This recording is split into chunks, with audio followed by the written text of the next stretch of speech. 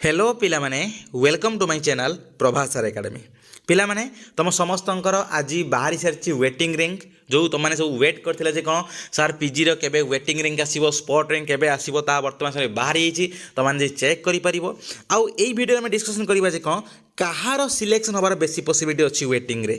बा कहार selection आसीबो waiting रे rank versus जो वैकेंसी अछि केमिति कोन जानिबो केते कोन वैकेंसी हिसाब रे केते कोन रैंक थिले तुमनको सिलेक्शन होबो कि नाही से विषय रे पूरा डिटेल एनालिसिस करिवे वीडियो रे आ वीडियो बहुत इंपोर्टेंट तुम समस्त हम बहुत इनफॉर्मेटिव तुम समस्त हम तो से वीडियो स्टार्टिंग नहीं एंडिंग देखी चलो और जहाँ भी तुम डाउट लगुच तुमने कौन कर कमेंट माध्यम पचारि पार तो ठीक अच्छे चलते कौन वीडियो स्टार्ट करवा देख पिला माने तुम साम्स रे लॉगिन करिकी एबा टाइप रे तुम आस्तुबो एबा टाइप रे जो आस्तुबो एटी वेटिंग रैंक ऊपर क्लिक करी तुमने कौन करिवो ना वेटिंग देखि परिवो बुझ कथा को ए जो वेटिंग आसीबो एबे यही वेटिंग रे देखो लिखा है कौन ना phase 1 waiting list spot admission आसीबो ए देखो बारकोड नंबर आसीबो हायर एजुकेशन इंस्टीट्यूशन माने जो कॉलेज बा यूनिवर्सिटी ना आसीबो सब्जेक्ट कोडर ऑप्शन केते नंबर करंट वैकेंसी केते वेटिंग रैंक केते देखि पारछ कथा को ए जो वेटिंग रैंक देखो जो माने कम अछि देख जी सब यूनिवर्सिटी जो सब कॉलेज पकई तुम देख जान बोझे कौन ना तुम ये हम कि ना केमी जान ना गोटे है वेटिंग रैंक आउ गोटे है कौन ना वैकेंसी देख एग्जांपल देख देखा बुझीपार आराम से जे कौन है ना धर कौन अच्छी ना धर रेभेन्सा बुझीपार कथा कौन धर रेभेन्सा कौन अच्छी ना धर रेभेन्सा कौन अच्छी ना करेन्ट वैकेंसी 10टा आंकर वेटिंग रैंक अच्छी के ना 26 तो 26 यदि वेटिंग रैंक अच्छी यदि कौन अच्छी ना 10टा देख वैकेंसी अच्छी ताले कौन आंकर सिलेक्शन हम कारण 10टा तो अलरेडी माने 10टा माने कौन ओनली तो 10 जन सिलेक्शन हे ये 26 अच्छी कौन हो पार हबार पॉसिबिलिटी बहुत रोची कहीं पॉसिबिलिटी रोची ना देख जे प्रायतः आम जान कौन ना उत्कल यूनिवर्सिटी बेसी कटअफ निए जान जे फास्ट है उत्कल यूनिवर्सिटी तापर कौन ना रेभेन्सा एटू जो तुमर जो अच्छा जो कौन ना ये जो वेटिंग रैंक रे जो बहुत सारा जो पिला जो अच्छा ये जो 29 नंबर पिला जो अच्छा आ भितर बहुत सारा छुआ थे जो मैंने कौन करेंगे ना रेभेन्सा चाहते कौन उत्कल यूनिवर्सिटी आसापी सत कथा है सीटा जो मान रेभेन्सा सिलेक्शन होती चाहिए कौन ना उत्कल यूनिवर्सिटी आसापी तो से उत्कल यूनिवर्सिटी को आसबे ताले 11टा सीट भितर से जी बुझ कथा तो एबे जो 11टा सीट भितर जी ये तो अलरेडी ताने अच्छी कौन 10टा वैकेंसी अच्छी यदि ये 11टा सीट भितर आसे तो आहरी कौन हम ये वैकेंसी हो वैकेंसी हेल्ले कौन हम ना ये प्रायतः 20 पाखापाखि कौन हो ना रेभेन्सा सीट पाखापाखि पलैब हेल्ले कौन हम 26 नंबर अच्छी तो हबार पॉसिबिलिटी आंकर चांसेस बहुत रोचे कहीं कारण बहुत सारा छुआ कौन करते ना उत्कल को पलि आसला ये 1 रे 10 वैकेंसी अच्छी पुणी कौन है आहरी वैकेंसी जोड़ीज कारण जो छुआ मैंने उत्कल यूनिवर्सिटी पलि आसबे बुझीपार कथा कौन तो से जगह कौन हम ना ये पिलार हबार पॉसिबिलिटी बेसी अच्छी ग्यारंटेड ना किंतु बेसी अच्छी एबे कहार माने एबे ग्यारंटेड 100% ग्यारंटेड कहार माने सिलेक्शन हबार केमी जानिबा ना जदि तुमर वैकेंसी जेतिक अच्छी मन रखिथिबो वैकेंसी जेतिक अच्छी जदि सेतिक भितर तुमर कौन अच्छी ना तुम रैंक अच्छी ता माने तुम हबार बेसी पॉसिबिलिटी अच्छी ता माने कौन देख बुझे दूसरी देख कौन अच्छी ना धर एग्जांपल धर दूसरी एग्जांपल देख दूसरी धर कौन होची ना उत्कल यूनिवर्सिटी कौन अच्छी ना धर अच्छी 5टा वैकेंसी धर गोटे सब्जेक्ट रे एटी वेटिंग रैंक रे धर भी कौन अच्छी ना ये पिलार धर अच्छी केते ना 3 नंबर वेटिंग रैंक 3 ताहले यार हबार 100% ग्यारंटी कहीं अरे 5टा जो वैकेंसी अच्छी तार वेटिंग रैंक 3 तो अच्छी तो आराम से कौन हम ना ये हो कहीं कारण देख ये जो वेटिंग रैंक रे जो पिला माने ये कौन कर ना फिजिकल जाइए कौन करेंगे रिपोर्टिंग करेंगे ये फिजिकल जाइए रिपोर्टिंग करेंगे ताले जो सब पिला माने सब रिपोर्टिंग करेंगे भितर ही कौन कर ना 5 जन को कौन कर सिलेक्शन कर दिया ये तो रिजर्वेशन ना ये तो किसी कटा भी ना किसी ये तो वेटेज ना तो जो सब जिनस जी मार्क रखी से मार्क बेसी सिलेक्शन हम एबे जो मार्क बेसिस सिलेक्शन हम एबे देखिबार अच्छी जे कौन ना जेति छुआ एप्लाय करेंगे से भितर कौ टॉप 5 जन है मार्क अधिकार रखुच्च जेहेतु ये पिला रोचे कौन ना 3 नंबर सीरियल ऑब्वियसली कौन है कर रिपोर्टिंग ऑब्वियसली तार कौन हम ना सिलेक्शन हो कहीं कारण वैकेंसी 5 अच्छी आर सीरियल मात्र 3 अच्छी आराम से हो बुझीपार कथा कौन तो देख जी वैकेंसी अच्छी धर ये जो अच्छी करेन्ट वैकेंसी भितर जो 10 अच्छी जदि कौन अच्छी ना ये पिलार कौन अच्छी ना सेतिकी भितर ही तार रैंक रोची वेटिंग रैंक सेतिकी भितर रोची ताले तार 100% ग्यारंटेड जे सिलेक्शन हो ବୁଝିପାରିଲ କଥା। ଆଉ ଯେଉଁମାନଙ୍କର ଭେକେନ୍ସିର ଯେତିକି ଭେକେନ୍ସି ଯେତିକି ଅଛି ତାର ଯଦି 5ରୁ 10 ର୍ୟାଙ୍କ ଭିତରେ ଯଦି ଏକ୍ସଟ୍ରା ରହୁଛି ସେମାନଙ୍କର ବି ପସିବିଲିଟି ଅଛି। କେମିତି ଭାବରେ ଦେଖାଇ ଦେଉଛି ଯେମିତି ଏଇଠି ପିଲା ଦେଖେଇଲି ଯେମିତି ଭାବରେ କ'ଣ ହେଲା ଏଇ ପିଲାମାନେ ଏଇଠି ପଳେଇ ଆସିବ, ଏଇ ପଳେଇ ଆସିଲା ପରେ ଏଇଠି ଭେକେନ୍ସି ହେଇଗଲା, ତାପରେ ଏଇ ପିଲାର ମ୍ୟାକ୍ସିମମ୍ ଚାନ୍ସ ଅଛି କ'ଣ ରେଭେନ୍ସାର ହେବାର। ବୁଝିପାରିଲ କଥା। ଦେଖାଇ ଦେଉଛି ତୁମେ ବୁଝିପାରିବ। ଦେଖ ପିଲା ଧର କ'ଣ ଅଛି ନା ଗୋଟେ କଲେଜରେ କ'ଣ ଅଛି ନା ଭେକେନ୍ସି ଅଛି କେତେଟା ନା 10ଟା ଧର ଭେକେନ୍ସି ଅଛି। ଆଉ ଗୋଟେ ଧର ପିଲା ସେଇ ପିଲାର କ'ଣ ଭେକେନ୍ସି ଦେଖ ସବଜେକ୍ଟରେ ଅଛି ଭେକେନ୍ସି କେତେ 10ଟା,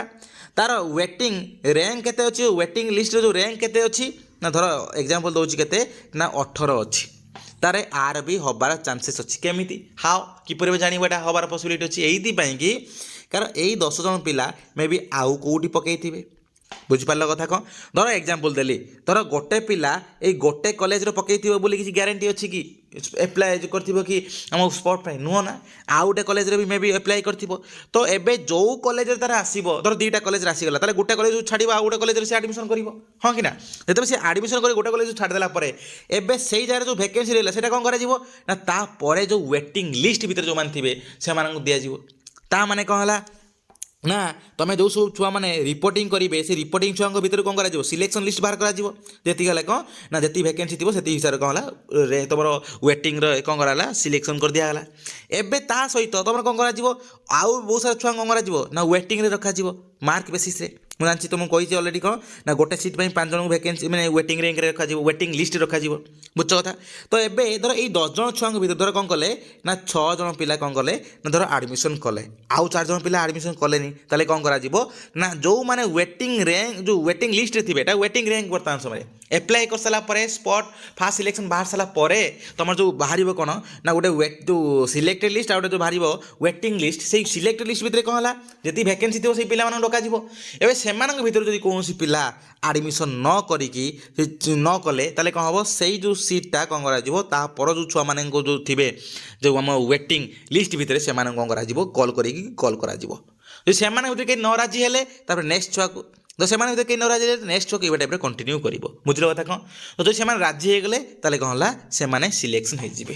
ତ ଏଇଭଳିଆ ପ୍ରୋସେସ୍ରେ ଧର କ'ଣ ଅଛି ନା 10ଟା ଧର ଭେକେନ୍ସି ଅଛି, ଧର ୱେଟିଂ ର୍ୟାଙ୍କ ଧର 18 ଅଛି, ଏହାର ପସିବିଲିଟି ଅଛି କି ନାହିଁ? ଅଭିୟସ୍ଲି ଅଛି ପସିବିଲିଟି। କାହିଁକି? କାରଣ ଏଇ 10 ଜଣ ଛୁଆ ଆଡ଼ମିସନ୍ କରିବେ ବୋଲି କିଛି ଗ୍ୟାରେଣ୍ଟି ନାହିଁ। ମେ ବି ଆଉ 3 ଜଣ ଛୁଆ ଆଡ଼ମିସନ୍ କରିପାରନ୍ତି, ମେ ବି ଆହୁରି କେତେ 7 ଜଣ ଛୁଆ ରହିପାରନ୍ତି। 7 ଜଣ ଛୁଆ ହେଲେ କ'ଣ ଆର ପସିବିଲିଟି ଅଛି, ଆରାମସେ ହେଇଯିବ। ବୁଝଛ କଥା କ'ଣ? ସେଥିପାଇଁ ତୁମମାନେ କ'ଣ କରିବ ଧର ମନେ ଥିବ ସବୁବେଳେ ଯେତିକି ଭେକେନ୍ସି ଯେତିକି ଥିବ ସେତିକି ଇଣ୍ଟୁ କ'ଣ କରିବ ନା ତୁମେ 2 କରିଦେବ। ହେଲେ ଯଦି ସେତିକି ଭିତରେ ଯଦି ତୁମେ ମାନେ ଅଛ ତାହେଲେ ମ୍ୟାକ୍ସିମମ୍ ଚାନ୍ସ ଅଛି ହେବାର। ଆଉ ବେଳେବେଳେ ଏଇଠି ବି 3 ଭିତରେ ରହିଲେ ବି ଚାନ୍ସ ଅଛି। କାହିଁକିନା ଧର ଏକ୍ଜାମ୍ପଲ୍ ଦେଉଛି, ଧର 5ଟା ଭେକେନ୍ସି ଅଛି, 5 × 3 କରିଦେବ। ଯଦି 5 × 3 15 ମାନେ ଯଦି 15 ଯଦି ର୍ୟାଙ୍କ ଭିତରେ ଯଦି ଅଛ ୱେଟିଂ ର୍ୟାଙ୍କ ଯଦି 15 ଭିତରେ ଅଛ ତାହେଲେ ପସିବିଲିଟି ଅଛି ମ୍ୟାକ୍ସିମମ୍ ହେବାର ହେଲା। କିନ୍ତୁ ଯଦି ଏଇଭଳିଆ ଏବେ ସିଚୁଏସନ୍ ହେଲା ଯଦି ଧର ଏଇର ୟୁନିଭର୍ସିଟିରେ ଏଇ ଯେଉଁ ଜାଗାକୁ ପଳେଇ ଆସିଲେ ତାହେଲେ କ'ଣ ହେବ ନା ଏଇ ଜାଗାରେ ବେଶୀ ଭେକେନ୍ସି ହେଇଯିବ। ତ ସେଇ ହିସାବରେ କ'ଣ ହେଲା ତୁମର ୱେଟିଂ ର୍ୟାଙ୍କ ମନେ ରଖିବ କ'ଣ ହେଲା ସେଠି ଯଦି ଅଧିକା ଥିବ ବି ହେଇପାରିବ। କାହିଁକି? କାରଣ ଏଇ ପିଲା ଧର ଏଠି ପଳେଇ ଆସିଲେ, ଏକରେ ତ ଏଠି ଭେକେନ୍ସି ରହିଲା, ପୁଣି ତାହେଲେ କ'ଣ ହେବ ନା ଏଇ ପିଲା ଯଦି ପଳେଇ ଆସିଲେ ଏଠିକି ତାହେଲେ କ'ଣ ହେବ ଅଧିକା ଭେକେନ୍ସି ହେଇଯିବ, ଆଉ ଏଠି ଏଇଭଳିଆ ଟାଇପ୍ର ଛୁଆମାନେ ଏଠି ଆରାମସେ ଆଡ଼ମିସନ୍ କରିଦେଇପାରିବେ। ବୁଝିପାରିଲ କଥା କ'ଣ? ତ ସେଥିପାଇଁ ଯଦି ଦେଖିବା ବେଷ୍ଟ ତୁମେ ଚଏସେବୁଲ୍ କରି ଯେଉଁ ହେଇପାରିବ ଆଉ ବେଷ୍ଟ ତୁମର ସିଲେକ୍ସନ୍ ହେଇପାରିବ କିପରି ଭାବରେ ନା ଯଦି ତୁମର କ'ଣ ହେଲା ଭେକେନ୍ସି ଯେତିକି ଥିବ ଧର ନମ୍ବର ଅଫ୍ ଭେକେନ୍ସି ଇଣ୍ଟୁ 2ଟା ହେଲା କ'ଣ ନା ବେଷ୍ଟ ସିଲେକ୍ସନ୍ ପାଇଁ। ଆଉ ଯଦି କ'ଣ ହେଲା ତୁମର ନମ୍ବର ଅଫ୍ ଭେକେନ୍ସି ଇଣ୍ଟୁ ତୁମେ 4 କରିଦେବ ତାହେଲେ କ'ଣ ହେଲା ଯେ ମେ ବି ହେବାର ପସିବିଲିଟି ଥାଇପାରେ, ମେ ବି ହେବାର ପସିବିଲିଟି ନାହିଁ। ଏଇଟା ମାନେ ପସିବିଲିଟି ଟାଇପ୍ର। କିନ୍ତୁ ଏଇଠି କ'ଣ ଅଛି ନା ମ୍ୟାକ୍ସିମମ୍ ଚାନ୍ସ ଅଛି। ଆଉ ଯଦି ଯେତିକି ଭେକେନ୍ସି ଥିବ ସେତିକି ର୍ୟାଙ୍କ ଭିତରେ ତୁମର ରହିଯାଉଛି ତାହେଲେ କ'ଣ ହେଲା ଗ୍ୟାରେଣ୍ଟେଡ଼। ବୁଝିପାରିଲ କଥା କ'ଣ? ଯେତିକି ଭେକେନ୍ସି ସେତିକି ଯଦି ରହୁଛି ତାହେଲେ ଗ୍ୟାରେଣ୍ଟେଡ଼, ତୁମ ସେତିକି ର୍ୟାଙ୍କ ଭିତରେ ଯଦି ରହୁଛି ତାହେଲେ ଗ୍ୟାରେଣ୍ଟେଡ଼। ଆଉ ଯେତିକି ଭେକେନ୍ସି ଇଣ୍ଟୁ 2 କଲେ ଯେତିକି ରହୁଛି ତ ସେତିକି ହେଲେ କ'ଣ ହେବ ତୁମର ମ୍ୟାକ୍ସିମମ୍ ଚାନ୍ସ ରହୁଛି। ଆଉ ଯେତିକି ଭେକେନ୍ସି ରହୁଛି ଇଣ୍ଟୁ ଯଦି 4 କରିବ ତାହେଲେ କ'ଣ ରହୁଛି ନା ଲୋ ଚାନ୍ସ ରହୁଛି, କିନ୍ତୁ ହେବାର ମେ ବି ପସିବିଲିଟି ଫ୍ୟୁଚର ଅଛି। ବୁଝଛ କଥା କ'ଣ? ଧର କୌଣସି ଧର ଛୁଆ ଆଡ଼ମିସନ୍ ନ କଲେ ତ ସେଇ ଭେକେନ୍ସିରେ ଅନ୍ୟମାନଙ୍କୁ ଆଣିବାର ସବୁବେଳେ ମାନେ ସେଇଟା ପସିବିଲିଟି ରହୁଛି। ବୁଝିପାରିଲ କଥା? ତ ଏଇଭଳିଆ ଟାଇପ୍ର ତୁମର ସବୁ ଜିନିଷ ଏଇଭଳିଆ ଟାଇପ୍ର ମେଥଡ଼ରେ ତୁମେ ୟୁଜ୍ କରି ତୁମେ କ'ଣ କରିପାରିବ ନା ଆରାମସେ ତୁମର ଯେଉଁ ଆପ୍ଲାଏ କରିପାରିବ ସ୍ପଟ୍ ବା ୱେଟିଂ ପାଇଁ। बुझिपार तो एति रहा तुम सबकि जिनस जोटा है कौन ना तुम वेटिंग बा स्पॉट एडमिशन रिगार्डिंग तुम मैंने कौन कर ना वेटिंग रैंक देखी चल आ हिसाब से तुम कौन कर ना तुम वैकेंसी देखी कौन कर तुम एप्लाय कर चल बुझिपार कथा कौन तो मन रखिए गोटे पिला माने तुम जदि कौन अच्छी ना रैंक जदि तुम कौन अच्छी रैंक जदि कौन अच्छी ना 100 एभव अच्छी तेरे पकाओ ना पकेले लाभ भी किसी ना जी तुम मैंने तुम मन को बुझाई पकेब तो ये इट्स योर डिसीजन बुझिपार कथा कौन हाँ मुझे किसी कहींपारि ना है 100 एभव जदि अच्छी रैंक पकाओ ना जदि कौन अच्छी 50 एभव भी अच्छी 50 एभव भी अच्छी मुझे कहबी मो मतरे पके न पकेबाटा बेटर कहीं कारण एत सारा पर्यंत जीव ना कौन कहल आमर वैकेंसी एत पर्यंत ऊपर को एभव पर्यंत जीव ना बुझिपार कथा कौन तो से तुम मैंने कौन कर ना मत लगुच 50 एभव जब तुम रैंक अच्छी ताले न पकेबाटा बेटर कि तुम पकाउच ताले तुम डिसीजन तुम हिसाब से पकाओ कि 100 एभव अच्छी ताले ग्यारंटेड शुद्ध न पकेले ही चलो कारण पकेले किसी लाभ ना भाभी चिंतिकी सब जिन कर आउ तुम मैंने जो सब जिन डिसाइड कर हिसाब से कौन कर से सब कॉलेज को लेकिन जीव सब डॉक्यूमेंट नहीं जीव है आ मन रखो ये जो वेटिंग रैंक जो यहाँ प्रिंट बाहर कर तुम जो एप्लाय बेले दरकार अच्छी ता सहित तुम कमन आप्लिकेसन फॉर्म आउ ता सहित सबकि ये +3 डॉक्यूमेंट जो सर्टिफिकेट ये सबकि कौन कर जेरॉक्स प्लस ओरिजिनल लेकिन जीव बुझिपार कथा कौन तो ये डिटेल्स धन्यवाद।